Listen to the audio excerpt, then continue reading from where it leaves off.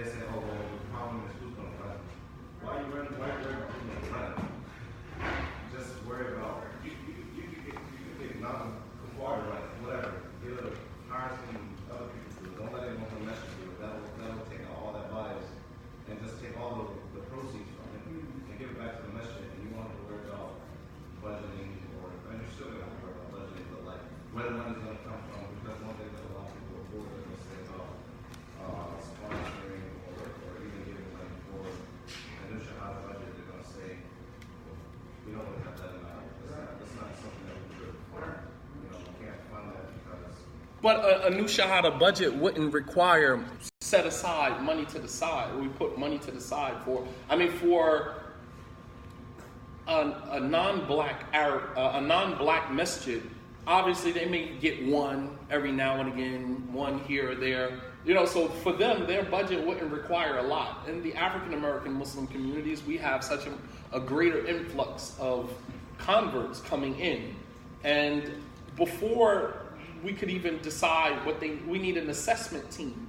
A team that can, work closely with that new Shahada, looking into their situation to see what they need, because sometimes people play games. We're not stupid. We're in the inner city. We know people come, I'm Muslim, they're not really Muslim, they just want some money because they know the masjid, and we should have money put to the side for that anyway. The Prophet ﷺ, I didn't even mention the examples of the Prophet giving money. Don't you know that one of the recipients of zakat is mu'allafat al-qulub, a person who you're trying to win them over to Islam, who's a non-Muslim? Don't you know that a non-Muslim is a recipient of zakat?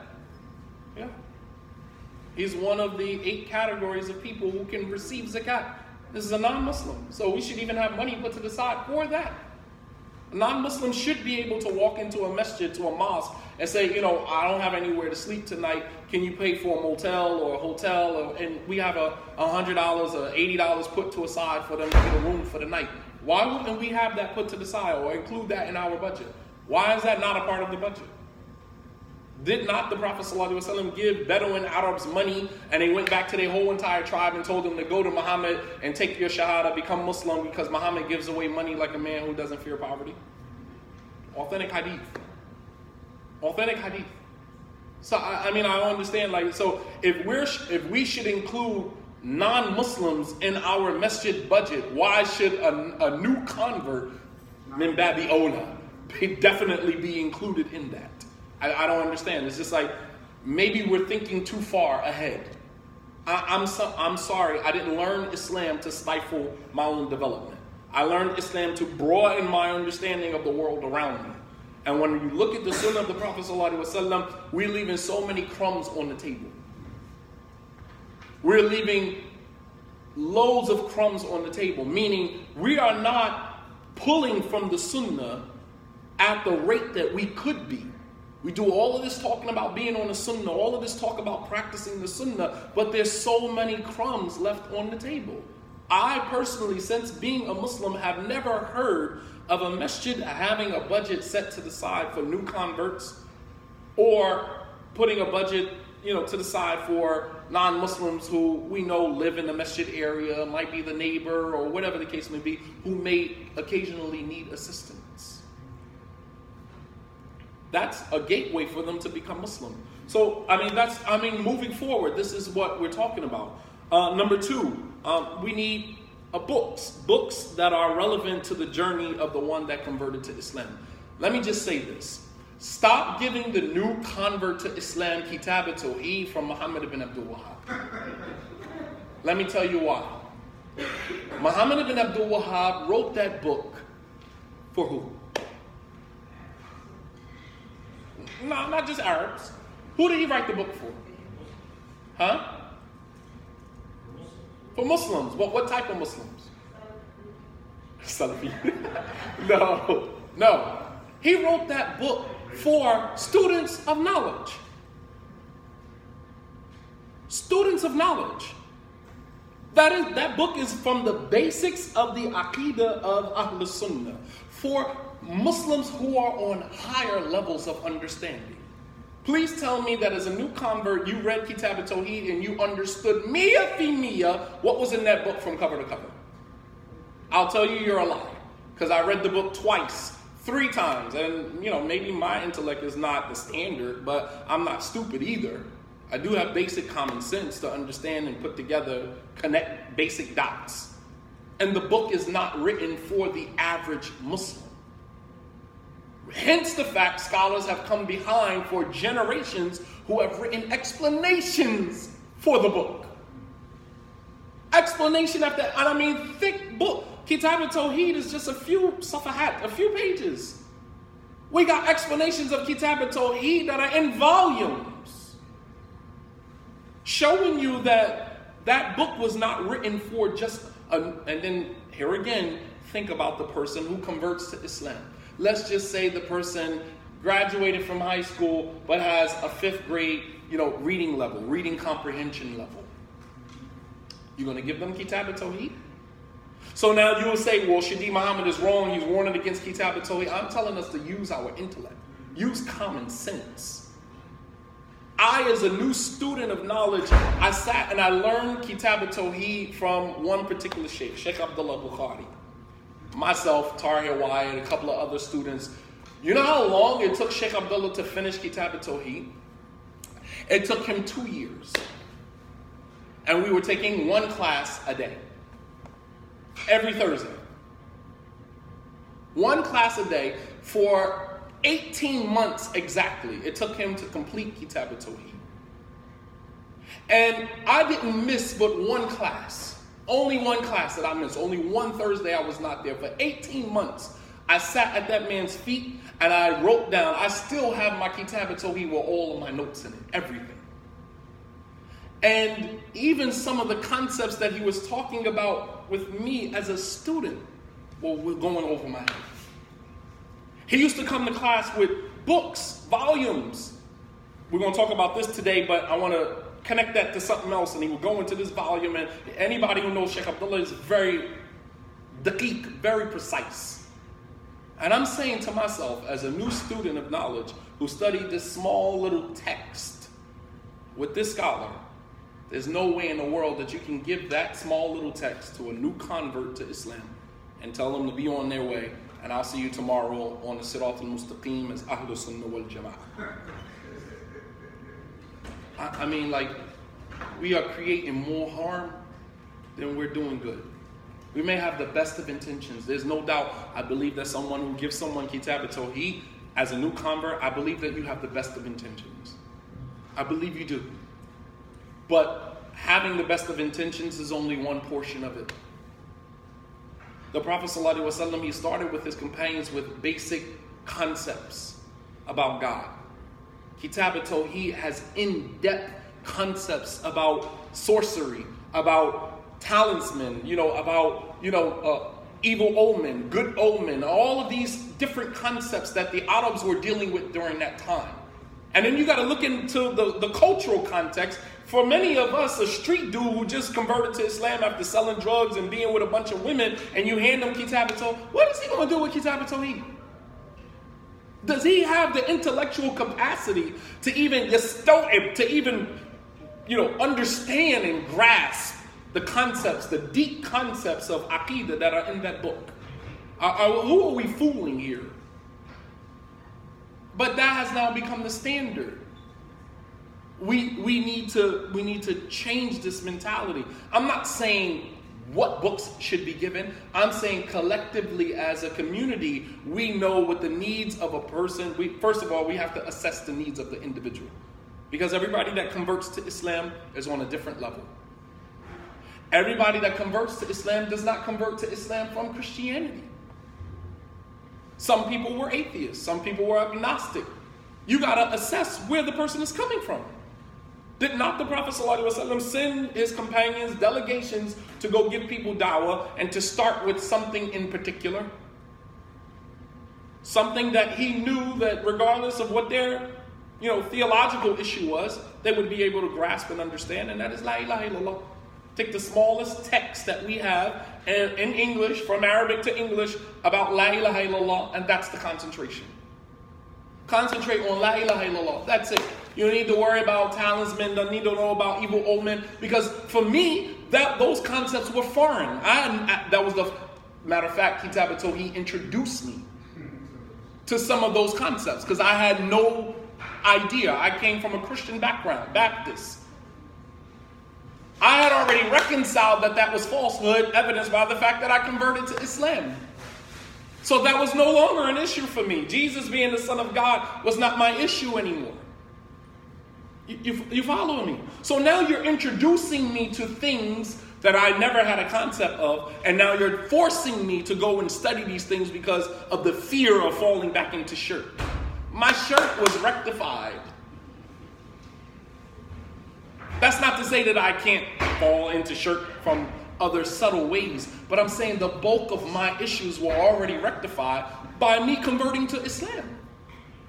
And now you're introducing me into concepts that were issues for Arabs during that time.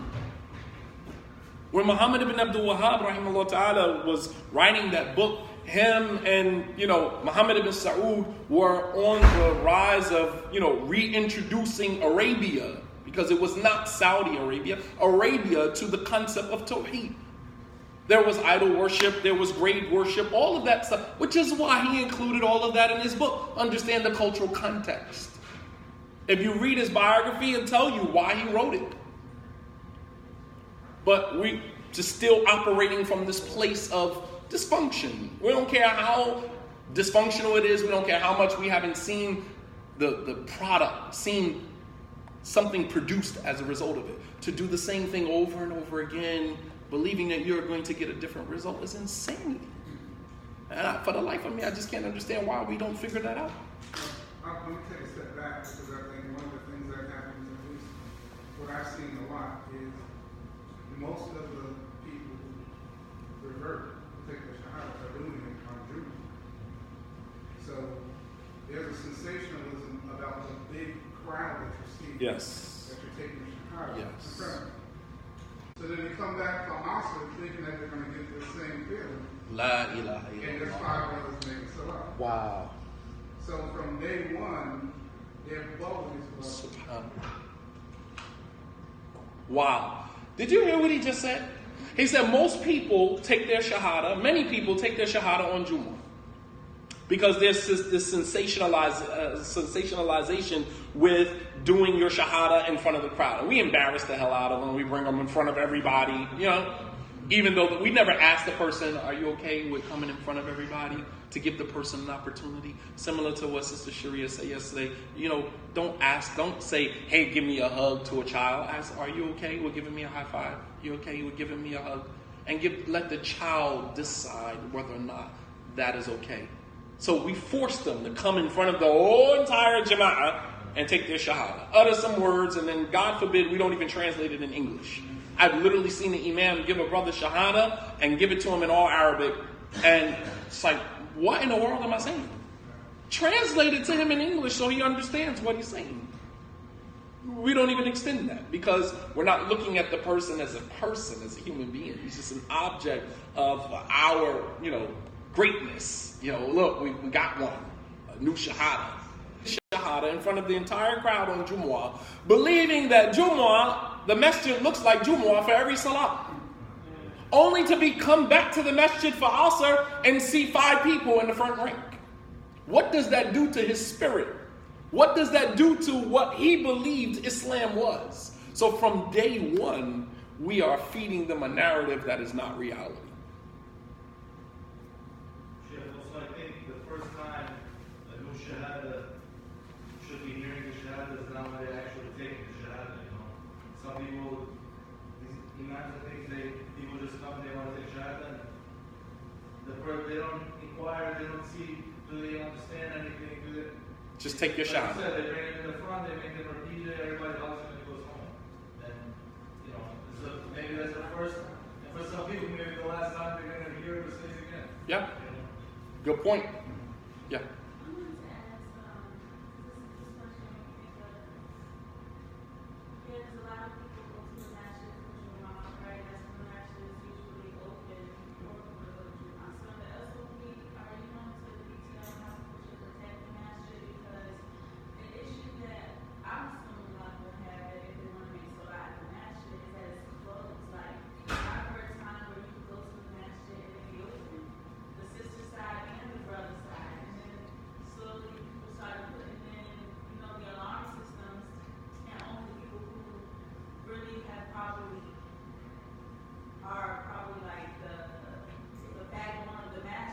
have access, right? Right?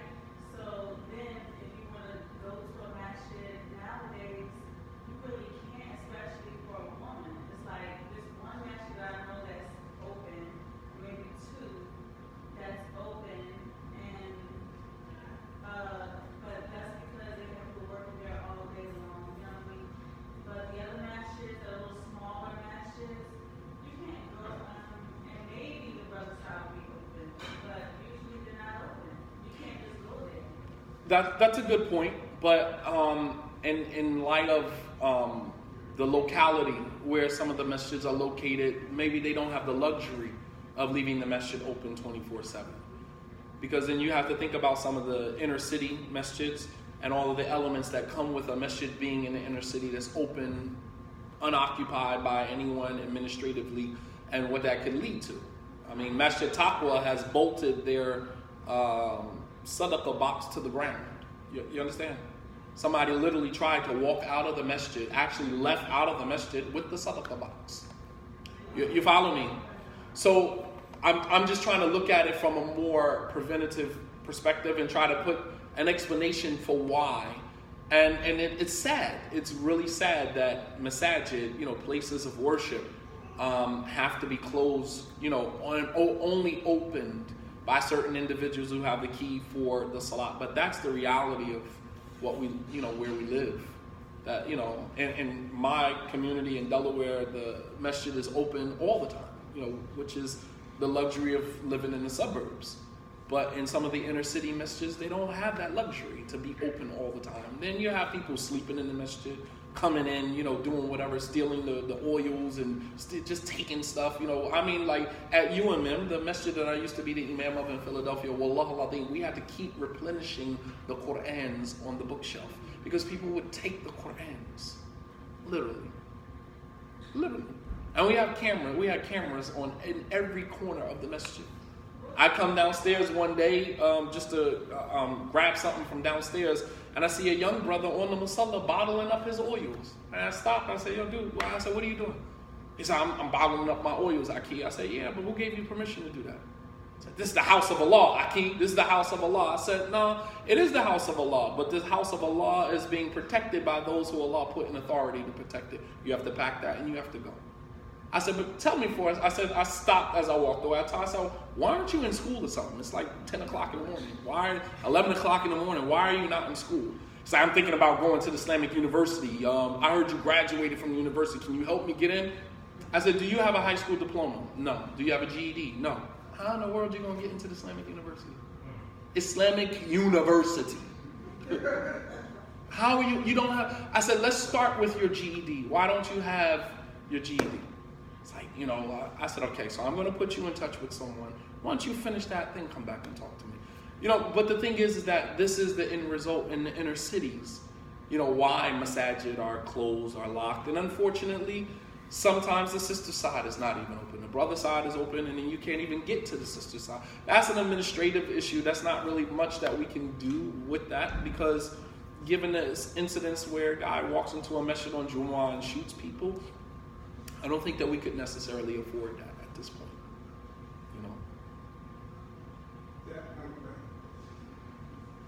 Go ahead. Backtracking to some of our issues that I see, where a group of different ethnicities are, it's African American communities, and because they have money and they're paying most of the bills, and the charity is not paying the bills, and they dictates what's going on. They don't, most of them don't pay imams. And so we was at a city where they wanted some advice because the board wanted to go out and get down where they're in a distressed area, but you're not even paying these young men, to the demands that you're, entrusting with. What are we inviting people to be already into our master? We get things we're already in a distressed area, so people are invited to, they're going to have some type of financial situation. So how do we get people to recognize their financial power? Even if you don't make a lot of money, there's poor people who could save money. It's like I know it's a mindset. I know I have, made this amount of money, I make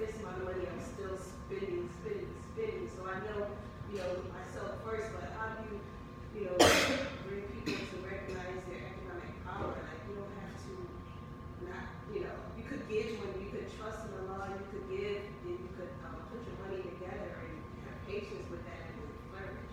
How do you? That's really outside of my range. Here again, staying in my lane. We did have one speaker who was going to come and talk about, financial knowledge and education, stability for that. But perhaps another venue, another time, inshallah. But that's not really my thing. Yeah, sure. Why don't you introduce, because you've been talking a lot, and I don't think that a lot, I hate to put you on the spot, but why don't you introduce yourself to the community? Hopefully we'll get to see more of you, inshallah. My name is Acclimation, or you can also see Acclimation. I don't want to kind of the same situation as you. But anyways, I am originally from Alabama. I grew up in Pittsburgh, PA, because it's cool. My name is Acclimation, and I'm from Alabama originally, and I grew up in Pittsburgh. I am a graduate of the Islamic University of Medina. Graduated in 2017 with a bachelor's degree in Sharia. I currently stay in Murfreesboro, Tennessee, Nashville, they call it. I'm the resident imam there in the Islamic Center of Murfreesboro. I've been there since November 2017. Very brief summary for that. But anyways, a book that I would probably recommend for like financial success or education, I found it very, very, very interesting. Was Dave Ramsey's book. It's called The Total Money Makeover.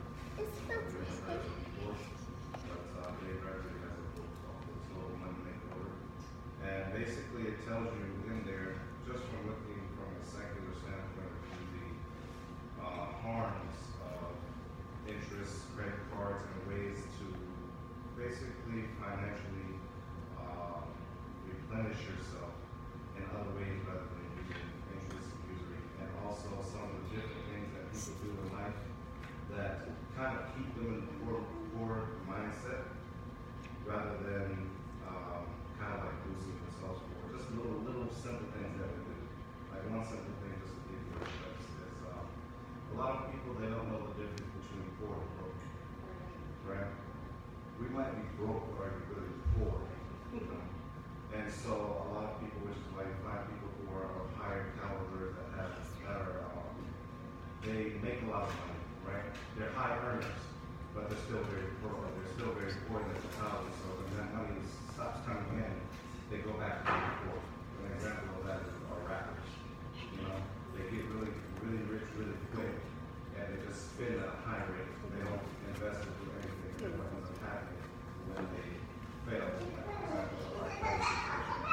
Very rich guy, but as soon as all the stuff hits the family, he has nothing, right? Anyways, not to make a long story short. So that's someone who has a poor mentality, still think poor, right? And so you have to just switch that thought process of yours. And remember that if you think bigger, you'll earn bigger. Let's use it for anything. If you're trying to go to a gym or something like that, if you always believe you're not going to lose weight, you're never going to get anywhere, you'll stay like that forever. But the moment you change that mentality up, you'll get something. Same thing with money, but yeah, that book talks about that. And that's another thing in the Islamic community, that we have to bring in people, here again, bringing in people that can educate the community. The imam is not, even if you're well versed in, the fiqh of zakat, and that doesn't necessarily mean that you're qualified to talk about how to build economic power within the masjid or within the community. That's not necessarily your place. There's a study that's done, if not every year, but it's every other year. It's on the economic power of different demographics. The African American community spends in excess of it's up to $40 billion a year. And they have it categorized. It's awareness of the community. 70% of the volume of the economic power of African Americans, 70% is on entertainment, things that don't appreciate. Right. Entertainment, food, clothing. Wealth saving investments are like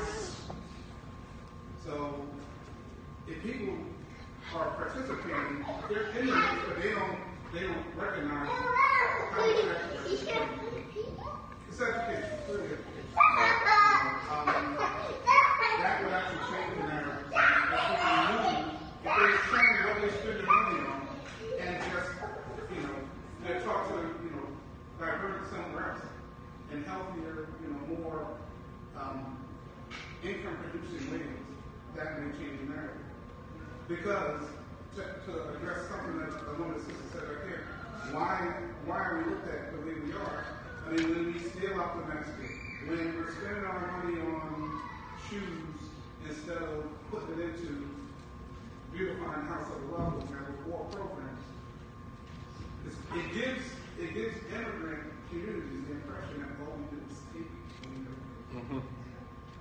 And that's why we can go to a masjid and ask for sadaqah, and they'll refuse us because in their minds we only take, we never give. Unfortunately, I've been involved with, food situations here in America. Okay, so what we'll do is we're going to conclude here.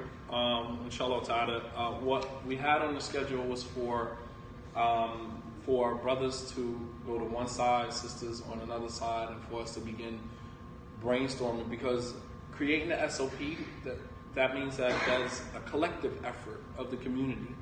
So if you guys have emails, if you've left us your email, you can kind of itemize the things that you think should be included in that. And we will continue to communicate with you guys via email until we get the rough draft kind of documented, and then send it out to everyone, and then we all have input in this.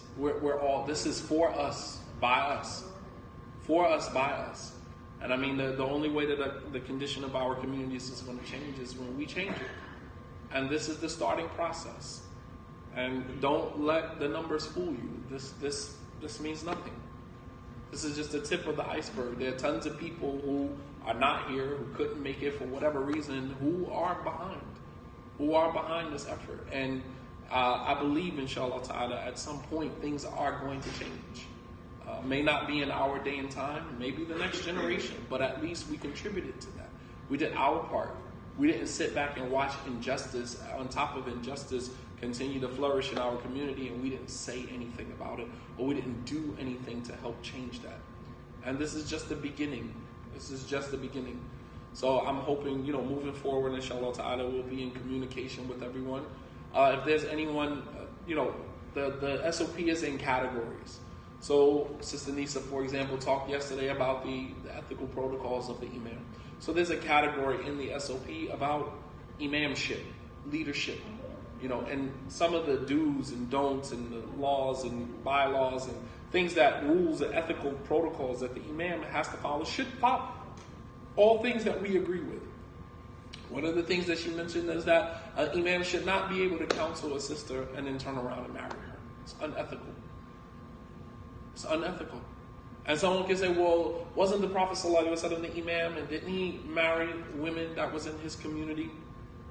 You are not the Prophet ﷺ. That's the bottom line. And the way that it is done, as she said, that you'll have a counseling session with a sister, catch her vulnerable, encourage her to ask her husband for a divorce, and then turn around. That could lead to murder. That could lead to murder. That could lead to so many ugly things. And these are the things that we don't think about. We are not all the way healed, some of us.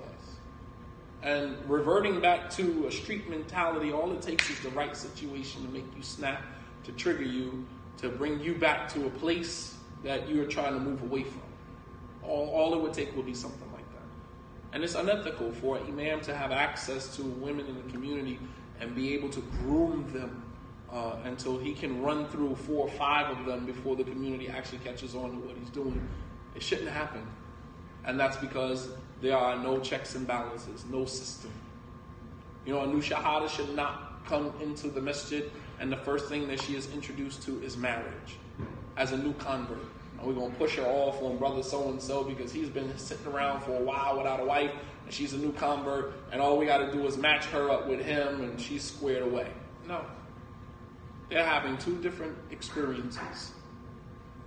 Two different experiences with the same religion. And it should not happen. So, and the only way that that's going to stop is there has to be a system of checks and balances. Then the question is, well, who's going to enforce that? The Sahaba radiallahu anhum were conditioned to a point where they self-enforced. There was a degree of self-accountability. And we want to get to the point where we have self-accountability. When we start to take accountability for ourselves, I'm not going to sell drugs because it's wrong. I'm not going to sell drugs because I don't want to go to jail. I'm not going to sell drugs because I personally believe that it's morally wrong. I hold myself accountable. I'm not going to, groom a sister for marriage knowing that I have no intention on being with this woman for the rest of my life, marry her and then divorce her and then go and do it to someone else because the fear of being shamed or embarrassed in front of the community. I'm not going to do that because it's wrong morally. It's wrong. There's a level of self-accountability. And that is part of what we're missing. There's no self-accountability. We wait for other people to hold us accountable. Which is why Umar radiallahu anhu said, "Hasibu anfusakum qabla an tuhasibu." Hold yourself accountable before there comes a time when accountability will be taken for you. And there's millions of black men in jail right now, many of whom did not take self-accountability. So now accountability is being taken for you. You got to ask permission to use the phone. You got to ask permission to get up out your cell. You got to ask permission for the chessboard, and you got to ask permission for small things that you had the autonomy to do anytime you wanted to. But because you didn't take accountability of yourself, now accountability is being taken for you. And that's in this life. Obviously, in the hereafter, the accountability of Allah subhanahu wa ta'ala is far more severe. So as we conclude today, inshallah ta'ala, I'm hoping that, some of the things that we talked about today, that it resonated. I hope that, we all got an opportunity to kind of share our piece, and moving forward as we put this SOP together, that we have something to leave behind to our children. Something documented, that a group from amongst us, and notice when Allah says, let there arise out of you a group, not everybody. وَلْتَكُمْ مِنْكُمْ أُمَّةٌ. Let there arise out of you a group, inviting to what is correct and forbidding what is wrong. And we are that group. Look around. We are that group.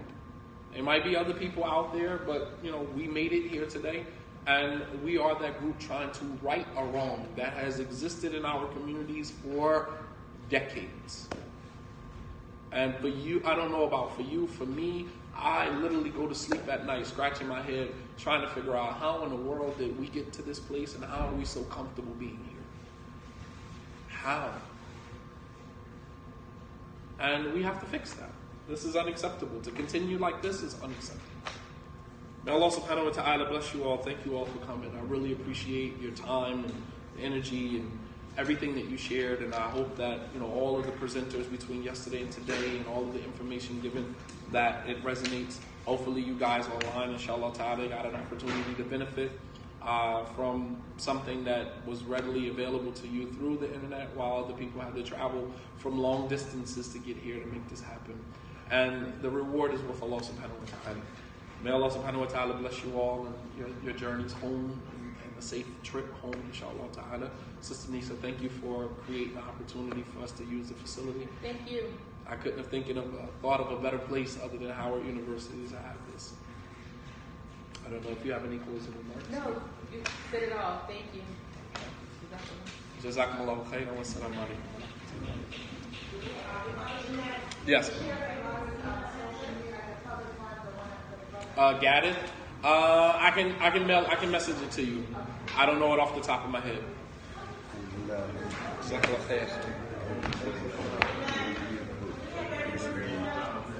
If you did not leave your email.